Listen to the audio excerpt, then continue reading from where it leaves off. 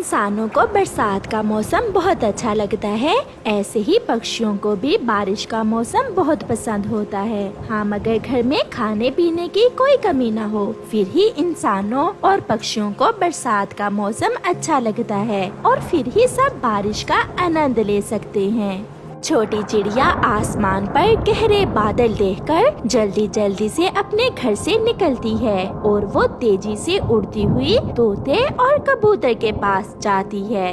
मिठू और कबूतर, कुछ होने वाला है। आसमान पर बादल देखो कितने गहरे हैं, बहुत जोर की बारिश आने वाली है।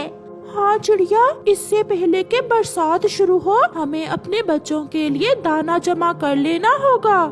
मगर मैं सोच रहा हूँ कि कौवे को भी साथ ले जाएं। वो हमेशा बरसात में भूखा रहता है, हमें उसे भी साथ लेकर जाना होगा। ना बाबा ना, मैं तो कौवे की तरफ नहीं जाऊंगी, वो हमेशा मुझसे लड़ाई करता है। तो फिर मैं और चिड़िया भोजन लेने जा रहे हैं। कबूतर तुम जाओ और कालू कौवे को भी बुला लाओ। वो हमारा पुराना दोस्त है, मैं कौवे को साथ लेकर आपके पीछे आ जाता हूँ। ऐसे कबूतर कौवे को बुलाने चिड़िया और मिठू भोजन लेने निकल जाते हैं। आसमान पर बादल गरज रहा था, ऐसा लग रहा था कि किसी भी समय तेज बारिश शुरू हो जाएगी। रुको रुको, कौन हो? क्या दरवाजा तोड़ना है हमारे घर का?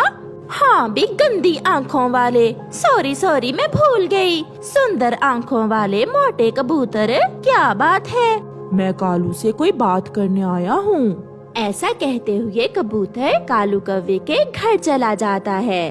कालू यार, आसमान पर गहरे बादल हैं, सब पक्षी दाना जमा करने गए हैं। मैं आपको लेने आया हूँ, आप भी हमारे साथ चलें। मैं कालू कौवा और तुम्हारे साथ भोजन लेने जाऊं? शक्ल देखी है अपनी? क्या हुआ मेरी शक्ल को? अच्छा भला तो हूँ। हाँ, तुम बहुत अच्छे हो, मगर तुम्हारी आंखें बहुत गंदी हैं। अगर चलना है साथ तो चलो, ऐसी फजूल बातें सुनने का मेरे पास समय नहीं है। चल भाग यहाँ से, तुम्हें जरूर उस छोटी चिड़िया ने भेजा होगा। भागो यहाँ से, बड़ा आया। चाचा कबूतर, तुम हमारी चिंता ना करो, जाओ और अपनी मोटी पत्नी का पेट भरने की चिंता करो। कबूतर कौवों से और कोई बात किए बिना वहाँ से चला जाता है। गोरी, हमें तो ऐसे ही कबूतर पर गुस्सा आ रहा था, कह तो ठीक रहा था कबूतर। चुप करके सो जाओ, जब बारिश होगी तो देखा जाएगा, चुरा लेंगे किसी पक्षी के घर से भोजन। आगे हो कबूतर भैया, और कौवे कहाँ गए? आप तो कौवों को लेने गए थे। वो बहुत गंदे पक्षी हैं, उन्होंने मेरी बहुत बेइज्जती की है। छोड़ो, तुम चलो, यहाँ दहान के काफी पौधे हैं, हम चावल लेकर अपने घरों को जाते हैं। मगर इस बार अगर कौवे मुझसे भोजन उधार लेने आए तो मैं छोड़ूंगा नहीं उन्हें। फिर वो सब दोस्त अपना अपना भोजन लेते हैं और उड़ते हैं। कबूतर सुरक्षित अपने घर, मिठू अपने घर और चिड़िया अपना भोजन लेकर अपने बच्चों के पास अपने घर में पहुंच जाती है। मम्मा, अच्छा ही हुआ आप आ गई, हमें बादल अंकल की आवाज से बहुत डर लग रहा था। मम्मा, पानी पीने जाना है, मुझे बहुत प्यास लगी है। चलो बच्चों, इससे पहले कि बरसात शुरू हो हम नदी से पानी पी आते हैं। फिर वो सब नदी से पानी पीने चले जाते हैं।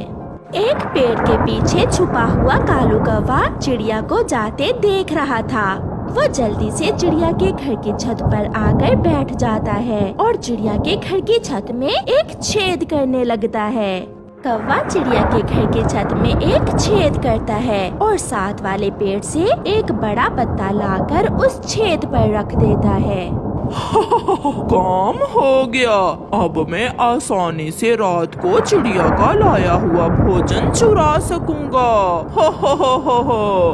ऐसे कहते हुए कौवा वहाँ से भाग जाता है। कालू जी, चिड़िया के घर की छत में छेद कर आए हो? हाँ, छेद भी कर आया हूँ और उस पर एक पत्ता भी रखाया हूँ ताकि चिड़िया को पता ही ना चले। चिड़िया अभी रास्ते में ही थी कि तेज बारिश शुरू हो जाती है। वो अपने बच्चों को लेकर तेजी से उड़ती है और घर पहुंच जाती है। मम्मा, बहुत तेज बारिश है।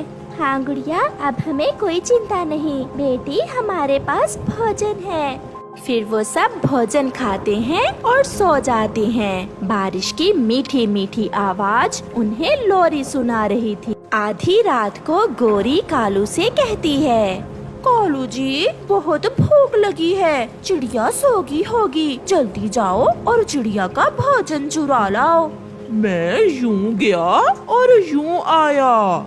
कालू कौवा सीधा चिड़िया के घर जाता है और आहिस्ता से पत्ता हटाकर छेद में से चिड़िया के घर में चला जाता है। चिड़िया का रखा हुआ एक मीठा फल उठाकर कौवा छेद में से बाहर निकलता है और वापस पत्ता छेद के ऊपर रखकर छेद बंद करते हुए वहाँ से भाग जाता है। रात गुजर जाती है। बारिश जोरों पर थी। मम्मा चिड़िया अपना रखा हुआ मीठा फल ना देखकर बच्चों से पूछती है, बच्चों, मीठा फल किसने खाया है? नहीं मम्मा, मैंने तो नहीं खाया।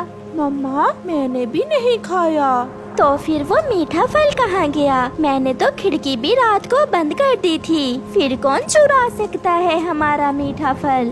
फिर अचानक गुड़िया की नजर ऊपर छत पर जाती है। मम्मा, वो देखें, घर की छत में छेद है और ऊपर किसी ने पत्ता रखा हुआ है।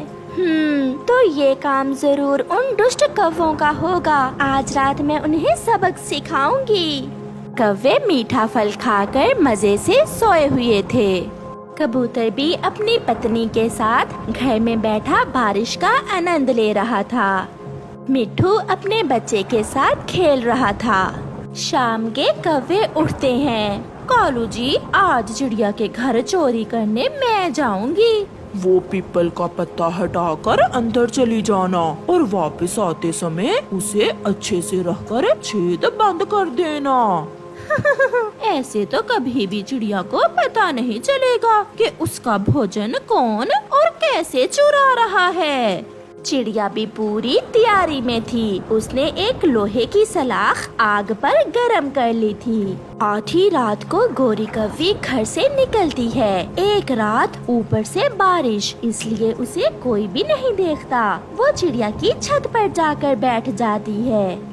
मम्मा, मम्मा, कोई है, छत पर कोई है। छी, चुप कर जाओ। गोरी पीपल का पत्ता हटाती है और जैसे ही चिड़िया के घर में घुसती है, चिड़िया गरम गरम लोहे की सलाख गोरी की पूंछ पर लगा देती है और गोरी की चीखें निकल जाती हैं। हाय, मैं मर गई। कालू, मुझे बचा लो। कालू, मुझे बचा लो। चिड़िया गरम सलाख फिर से गोरी की पूंछ पर लगाती है। अब करोगी चोरी मेरी मेहनत से जमा किया हुआ भोजन? बताओ बताओ। बच्चों की तो ये देखकर हंसी ही नहीं रुक रही थी। ऐसे चिड़िया गोरी कौवी को अच्छा सबक सिखाती है और बहुत मुश्किल से गोरी छेद में से बाहर निकलकर भागती है। हाय मेरी पूंछ, हाय मेरी पूंछ।